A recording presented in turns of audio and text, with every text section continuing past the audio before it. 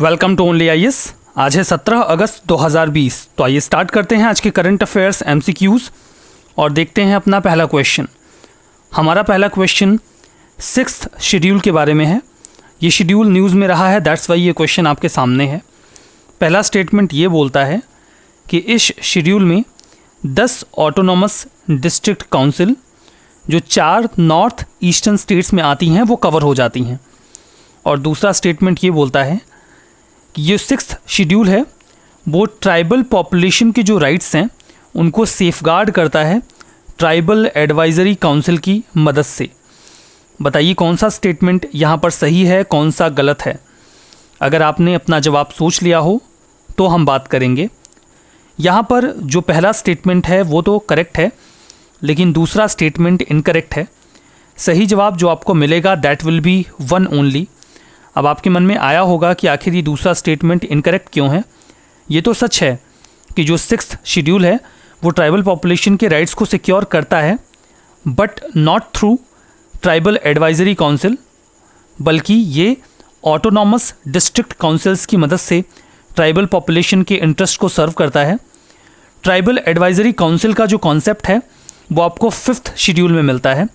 News में इसलिए था बिकॉज अभी 2 ऑटोनॉमस काउंसिल्स को रिवाइव किए जाने की डिमांड चली। उसके बाद एक मांग और जो हमारे सामने वेरियस पॉलिटिकल पार्टीज़ और कम्युनिटी बेस्ड ग्रुप्स के माध्यम से उठाई गई, दैट वाज कि पूरे अरुणाचल प्रदेश को 6th शेड्यूल में रख दिया जाए, या फिर आर्टिकल 371 क्लॉज ए के तहत जो भी सेफगार्ड्स हैं वो अरुणाचल प्रदेश को दिया जाए। राइट नाउ जो अरुणाचल प्रदेश है वो 5th शेड्यूल का पार्ट है, 6th शेड्यूल में नहीं आता। जो 6ठी अनुसूची है उसमें AMTM असम, मेघालय, त्रिपुरा, मिजोरम ही आते हैं। जो कई सारी पॉलिटिकल पार्टीज़ हैं वो चाहती हैं कि अरुणाचल प्रदेश को 6th शेड्यूल में जगह दे दी जाए ताकि उसे थोड़ी ज़्यादा ऑटोनॉमी मिले। जो राज्य 6ठी अनुसूची में आते हैं उन्हें थोड़ी ज़्यादा ऑटोनॉमी मिल जाती है। देखिए जो 6th शेड्यूल में राज्य होते हैं वहाँ की ट्राइबल पॉपुलेशन वहाँ के नेचुरल रिसोर्सेज को ओन करती है, जबकि 5वीं अनुसूची में जो राज्य होते हैं वहाँ की ट्राइबल पॉपुलेशन प्रोटेक्टर होती है, मतलब उसके पास सुरक्षा की जिम्मेदारी होती है वहाँ के नेचुरल रिसोर्सेज को लेकर। जो अगला प्रश्न है वो ओसोवोग के बारे में है, OSOWOG क्या है ये आपसे ये पूछा गया है। ये ओसोवोग एक प्रकार का इनिशिएटिव है, किस बारे में है दैट इज़ द क्वेश्चन। आपके पास 4 ऑप्शंस हैं। पहला ऑप्शन कहता है कि क्या ये इनिशिएटिव 175 गीगावाट रीन्यूएबल एनर्जी को अटेन करने के लिए है, जिसमें 100 gigawatt solar energy, 10 gigawatt bio power, 60 gigawatt wind power, 5 gigawatt small hydro power plants से इकट्ठा करने का प्लान है 2022 तक। दूसरा ऑप्शन है कि क्या ये इनिशिएटिव एडवांस करेगा या साइंटिफिक बेसिस पर बायोलॉजिकल डाइवर्सिटी के जो रीजन्स हैं उनको कंजर्व करेगा मरीन इन्वायरमेंट में। तीसरा ऑप्शन है कि ये ग्लोबल इकोसिस्टम को बिल्ड करेगा इंटरकनेक्टेड रीन्यूएबल एनर्जी रिसोर्सेज के माध्यम से पूरी दुनिया भर में। चौथा स्टेटमेंट है कि क्या ये कोरल रीफ्स को प्रिजर्व करने का एक इनिशिएटिव है और उसके जो रिलेटेड इकोसिस्टम्स हैं पूरी दुनिया में उसके लिए। कौन सा ऑप्शन करेक्ट है बताइए।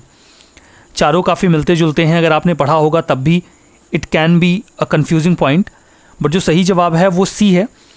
ये एक प्रकार का ग्लोबल इकोसिस्टम डेवलप करना चाहता है रीन्यूएबल एनर्जी रिसोर्सेज को लेकर इंटरकनेक्टेड ग्रिड के माध्यम से। न्यूज़ में इसलिए था because union ministry of new and renewable energy का ये जो इनिशिएटिव है इसमें उनका ये जो ओसोवॉग है इसका फुल फॉर्म है 1 सन 1 वर्ल्ड 1 ग्रिड, जिसके माध्यम से हम ये कॉन्सेप्चुलाइज करते हैं कि दुनिया में कहीं ना कहीं तो सूर्य का उदय हमेशा रहता है। अगर हम सोलर एनर्जी को इकट्ठा करना चाहते हैं तो हमें कहीं ना कहीं से हमेशा सोलर एनर्जी मिलती रहेगी। अगर हम एक ग्रिड स्टैब्लिश कर लें जो वेरियस कंट्रीज़ को कनेक्ट करता हो तो सोलर एनर्जी का फ्लो लगातार बना रहेगा। प्लान तो ये था कि 140 देश इसमें इन्वॉल्व होंगे। टेक्निकल असिस्टेंस वर्ल्ड बैंक का प्लान किया गया है। इंडिया का ये एक इनिशिएटिव है जिसमें पूरी दुनिया को 2 पार्ट्स में क्लासीफाई किया जाएगा, putting India into the centre, जिसमें इंडिया के ईस्ट में यानी कि Myanmar, Vietnam, Thailand, Laos, Cambodia इन देशों को जोड़ा जाएगा, और इंडिया के वेस्ट में यानी कि मिडिल ईस्ट और अफ्रीकन रीजन को जोड़ा जाएगा इस प्रकार के ग्रिड के माध्यम से। अगला प्रश्न मेगा लैब्स के बारे में है। पहला स्टेटमेंट ये है कि ये जो लैब्स हैं ये नेक्स्ट जनरेशन सिक्वेंसिंग मशीन्स के ऊपर वर्क करती हैं जो डिटेक्ट कर सकता है SARS-CoV-2 वायरस को। दूसरा स्टेटमेंट ये बोलता है कि ये जो जीनोम सीक्वेंसिंग मशीन है ये बहुत ही सब्सटेंशियली डिटेक्ट कर सकती है पॉसिबल प्रेजेंस ऑफ वायरस को कई सारे इंस्टेंसेस में, मतलब मिस नहीं होगा। तो बताइए कौन सा स्टेटमेंट यहाँ पर करेक्ट है, कौन सा इनकरेक्ट है। अगर आपने अपना जवाब सोच लिया हो तो यहाँ पर दो के दोनों ही स्टेटमेंट जो दिए गए हैं वो करेक्ट हैं। CSIR अभी मेगा लैब्स को डेवलप कर रहा है कोविड-19 का जो टेस्ट है उसे इम्प्रूव करने के लिए, उसकी एक्यूरेसी रेट को बढ़ाने के लिए। जो NGS है, नेक्स्ट जनरेशन सिक्वेंसिंग मशीन्स है, उनका इस्तेमाल किया जाएगा जो कि जीनोम के हर हिस्से को टैकल करेगा और SARS-CoV-2, जिसे आप नोवल कोरोना वायरस भी बोल सकते हैं, उसके वायरस को डिटेक्ट कर पाएगा। जनरली जो वर्तमान में मैकेनिज्म है वो है RT-PCR। RT-PCR में होता यह है कि हम जीनोम के किसी एक पार्ट को डिटेक्ट करते हैं, वहाँ पर वायरस मिल गया तो मिल गया, कई बार मिस होने के चांसेस रहते हैं, लेकिन NGS के माध्यम से मिस होने के चांसेस नहीं रहेंगे और हम बहुत ही अच्छे तरीके से डिटेक्ट कर पाएंगे वायरस की प्रेजेंस को। अगला प्रश्न सीनू अटॉल के बारे में है। न्यूज़ में देखा गया है, इको टूरिज्म जोन से संबंधित न्यूज़ इसके बारे में रही है। कहाँ पर लोकेटेड है ये आपसे पूछा गया है। 4 ऑप्शंस हैं, किरिबाती, मालदीव्स, मलेशिया और आइसलैंड। आपको बताना है कि कहाँ पर ये सिचुएटेड है। अगर आपने अपना जवाब सोच लिया हो तो सही जवाब बी है, मालदीव्स के बिल्कुल साउथ में आपको मिलेगा ये अटॉल, जैसे अड्डू अटॉल के नाम से भी जाना जाता है। अड्डू अटॉल को ही सीनू अटॉल कहा गया है। न्यूज़ में इसलिए था बिकॉज इंडिया ने कमिट किया है कि वहाँ पर 5 इको टूरिज्म जोन्स डेवलप किए जाएंगे, जिसके लिए इंडिया ग्रांट भी प्रोवाइड करवाएगा $5 मिलियन का मालदीव्स को। ठीक है, अब कॉन्ट्रैक्ट है एक प्रकार का जिसमें वेरियस इको टूरिज्म जोन्स के डेवलप करने की बात की गई है। अटॉल एक प्रकार का रिंग शेप्ड कोरल रीफ होता है जिसके बीच में आपको एक लगून मिलेगा। इस शेप में यहाँ पर इसे मैप में दिखाया गया है या इमेज में दिखाया गया है। अगला प्रश्न 2 स्टेटमेंट्स के ऊपर है, आपको कंसीडर करना है। पहला स्टेटमेंट ये बोलता है कि youth and covid impact on jobs, education, rights and mental wellbeing report जो है उसे UN-DESA ने पब्लिश किया है। UN-DESA stands for United Nations department of economic and social affairs. दूसरा स्टेटमेंट यह है कि वर्ल्ड यूथ रिपोर्ट जो है उसे ILO international labour organisation release करता है। बताइए कौन सा स्टेटमेंट करेक्ट है, कौन सा इनकरेक्ट है। आपको 2 रिपोर्ट्स और उनकी जो रिलीजिंग एजेंसी है उसके बारे में पूछा गया है। अगर आपने अपना जवाब सोच लिया हो तो यहाँ पर 2 के दोनों ही स्टेटमेंट इनकरेक्ट हैं। इनकरेक्ट इसलिए हैं बिकॉज दोनों रिपोर्ट्स को उनकी रिलीजिंग एजेंसीज को एक दूसरे के साथ रिप्लेस कर दिया गया है। मतलब ये जो रिपोर्ट है इसकी रिलीजिंग एजेंसी ILO है, जबकि वर्ल्ड यूथ रिपोर्ट को रिलीज़ किया जाता है UN-DESA के द्वारा। दैट्स वाई ये गलत है। तो पहला स्टेटमेंट इनकरेक्ट इसीलिए है बिकॉज इसे पब्लिश किया गया है इंटरनेशनल लेबर ऑर्गेनाइजेशन के द्वारा, जो कि यहाँ पर रिप्लेस करके UN-DESA कर दिया गया था। ठीक है, तो उलट पलट कर दिया गया है। दैट्स वाई ये क्वेश्चन आपके सामने 2 के दोनों स्टेटमेंट्स में गलत हो गया है। इंटरनेशनल यूथ डे अभी ऑब्जर्व किया गया, इसीलिए क्वेश्चन आपके सामने रखा गया। यूनाइटेड नेशंस ने 1999 में डेजिग्नेट किया था इंटरनेशनल यूथ डे को और 2000 से इसे मनाया जा रहा है। उद्देश्य है कि अवेयर किया जाए कल्चरल और लीगल इश्यूज़ को जो यंगस्टर्स से कंसर्निंग है। थीम इस बार की young engagement for global action थी। अगला प्रश्न रमन के बारे में है, कई बार न्यूज़ में देखा गया है। 2 स्टेटमेंट आपके सामने है। पहला स्टेटमेंट ये बोलता है कि ये इंडिया का पहला 100% 3D printed bipropellant liquid rocket engine injector है। दूसरा स्टेटमेंट ये बोलता है कि इसे डेवलप किया गया है CAS centre for advance system के द्वारा, जो कि DRDO के तहत कार्य करता है, उसके अंडर में काम करता है। बताइए कौन सा स्टेटमेंट करेक्ट है, कौन सा स्टेटमेंट इनकरेक्ट है। सही जवाब इस क्वेश्चन में 1 ओनली है। जो दूसरा स्टेटमेंट है वो इनकरेक्ट है।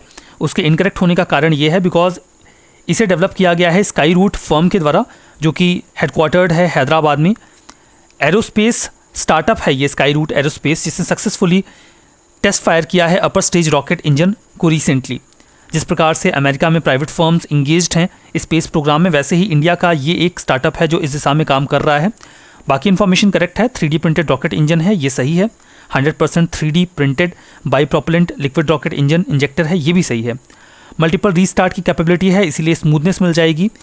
कई सारे मतलब बहुत कम मूविंग पार्ट्स हैं, इसीलिए जो इसका वेट है वो काफ़ी कम रहेगा। अगला प्रश्न PMRU के बारे में है, that stands for price monitoring and resource unit. 2 statement हैं आपके सामने। पहला स्टेटमेंट ये बोलता है कि इसे एक सोसाइटी की तरह रजिस्टर किया गया है और ये डायरेक्ट कंट्रोल में काम करती है नेशनल फार्मास्यूटिकल प्राइसिंग अथॉरिटी के। सुपरविजन और डायरेक्ट कंट्रोल इन्हीं का होगा। दूसरा स्टेटमेंट ये है कि ये सैंपल्स को कलेक्ट करता है मेडिसिन्स के, एनालाइज करता है डेटा वगैरह को, रिपोर्ट्स वगैरह को, और ओवर प्राइसिंग जो मेडिसिन की है उसके बारे में एक्शंस लेता है ड्रग प्राइस कंट्रोल ऑर्डर के प्रोविजंस के तहत। कौन सा स्टेटमेंट करेक्ट है, कौन सा इनकरेक्ट है, बताइए। सही जवाब 2 ओनली है। पहला स्टेटमेंट इनकरेक्ट है क्योंकि ये डायरेक्ट कंट्रोल के तहत कार्य करता है। जो स्टेट ड्रग कंट्रोलर हैं रेस्पेक्टिव स्टेट्स के उनके, ना कि यहाँ पर ये NPPA के कंट्रोल में वर्क नहीं करता, नेशनल फार्मास्यूटिकल प्राइसिंग अथॉरिटी के डायरेक्ट कंट्रोल में वर्क नहीं करता, बल्कि जो स्टेट का ड्रग कंट्रोलर अथॉरिटी है उसके तहत ये वर्क करता है। न्यूज़ में इसलिए था क्योंकि price monitoring and resource unit को अभी सेटअप किया गया है कर्नाटका में, फार्मास्यूटिकल, ये जो NPPA है नेशनल फार्मास्यूटिकल प्राइसिंग अथॉरिटी के अंडर में, जो कि department of pharmaceutical ministry of chemicals and fertilisers के तहत कार्य करता है। फंक्शन इनका यही होगा कि मेडिसिन्स की एक्सेसिबिलिटी बनी रहे, अफोर्डेबल प्राइसेस पे सेमिनार्स वगैरह ऑर्गेनाइज करें, ट्रेनिंग प्रोग्राम चलाएं, सैंपल्स मेडिसिन्स कलेक्ट करें ताकि कोई ओवर प्राइस न करने पाए, और अगर ऐसा होता है तो उसके लिए कार्रवाई की जाए। अगला प्रश्न सार्थक के बारे में है। क्या है ये पूछा गया है आपसे। आर्टिलरी गन है, लाइट स्पेशलिस्ट व्हीकल है, ऑफशोर पेट्रोल वेसल है, या फिर अनमैन्ड कॉम्बैट एरियल व्हीकल है। सही जवाब बताइए। सही जवाब इसका सी है, ये ऑफशोर पेट्रोल वेसल है, जिसके ज़रिए हम सुपरविज़न कर सकते हैं जो इंडिया का कोस्ट लाइन है। इंडिया के कोस्ट गार्ड का ये ऑफशोर पेट्रोल वेसल है। इसे गोवा शिपयार्ड लिमिटेड के द्वारा डिज़ाइन और डेवलप किया गया है। सार्थक इसे नाम दिया गया है, इंडिजीनियसली इसे डेवलप किया गया है ताकि EEZ का जो एरिया है वहाँ पे सर्विलांस किया जा सके। अगला प्रश्न मैपिंग पर है। यहाँ पर आपके सामने 4 कंट्रीज़ हैं, आपको बताना है कि इंडिया किनके साथ अपना सबसे ज़्यादा बॉर्डर शेयर करता है, उसके बाद उससे कम, यानी कि आपको डिक्रीजिंग ऑर्डर में सेट करना है इन कंट्रीज़ को।